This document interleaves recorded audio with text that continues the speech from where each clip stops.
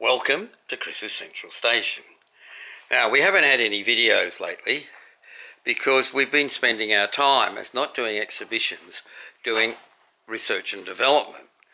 And what we're trying to do is to automate some of the train functions using the technology that you would find in the 30s to the 50s. Now, admittedly, we are using transistors, not valves, but valves get a bit hot, and it's summer, and we're coming to be summer in Australia. So what we've got is all these boards here, which I'll come back to in a moment. But what these boards do, control, and you can see the little green lights, they're the sensors, control these 2 points here. So when the trains come down the track, one will stop, or both will stop, and then one will go through up to the other one, and the other one will go straight ahead. Now we've got 3 tracks. We've got an outside loop, we've got a figure of 8 in the middle, and we've got an interconnector that goes between the outside loop and the figure of 8 to the points over there, and then the comes out here, the interconnect, down to these points. So we can run 3 trains at once, as long as the train on the outside loop doesn't try to go through the points that the interconnect one comes through, because it gets straight off the outside loop, and at the same point over there, that the one going around the figure 8 does not hit, or the one coming interconnect doesn't hit it.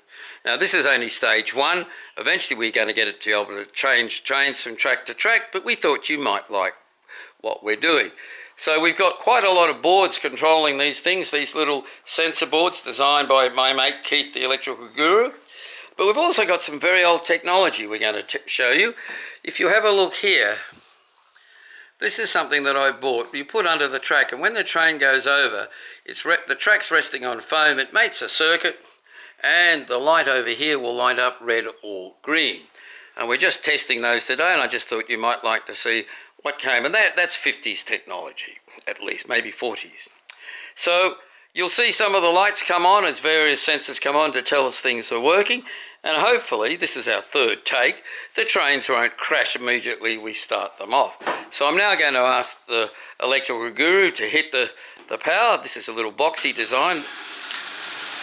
And now you can watch all 3 trains go around. And you can see some of those lights flashing. You can see that the points are changing correctly. See, the points went straight through. This one will go around. And in a little while, we'll probably get a conflict. We've got 2 coming down here. One will stop, or they'll both stop. No, they'll both stop. Now, we have a timer because one of them has to have priority, but there's nothing like Deus Ex Machina or the hand of God. So if I wave my hand over here, one of the trains will go through. If I don't do that, there's a little timing mechanism.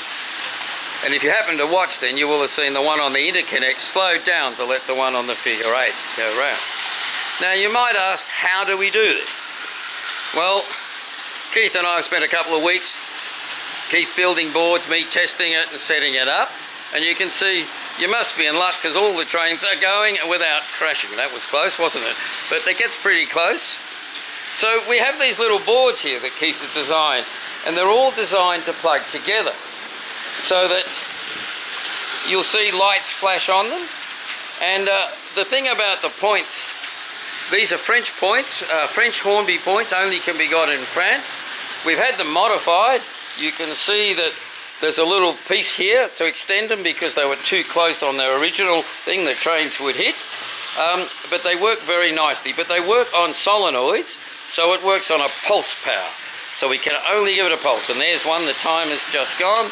And there the trains go, or away they go.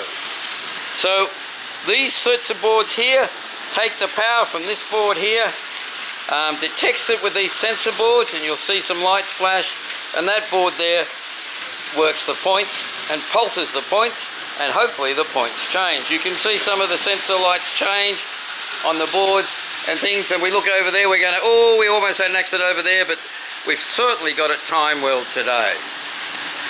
Now, I'll just walk around so you can see what's happening.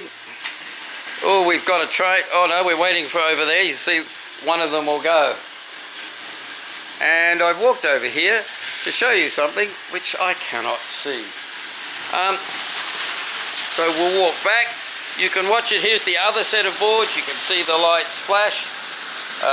You can see, if we watch these little lights here when the train comes around the outside, you can see the points clicking, and you'll see the yellow and the red as it goes over the little. So that's really old technology. This is old technology in middle form, and there we've had our first accident.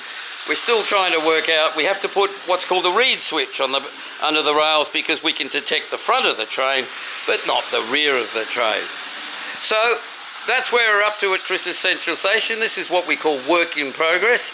Eventually we'll get it all sorted out, and so we can run longer trains, and hopefully we can take this to an exhibition and it will run really well.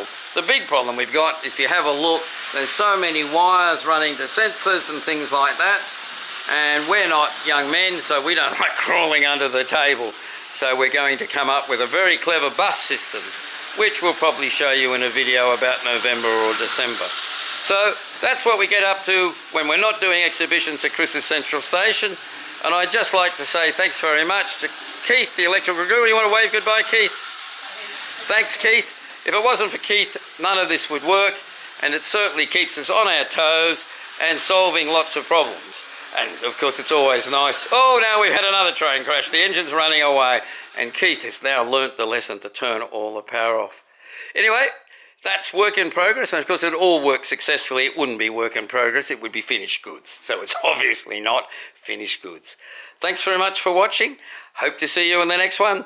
I don't know when it'll be, but I've got an exhibition coming up in October, so maybe we'll show you one of those. Maybe we'll show you this with scenery, we'll hide all the wires, and maybe it will be finished goods, not work in progress.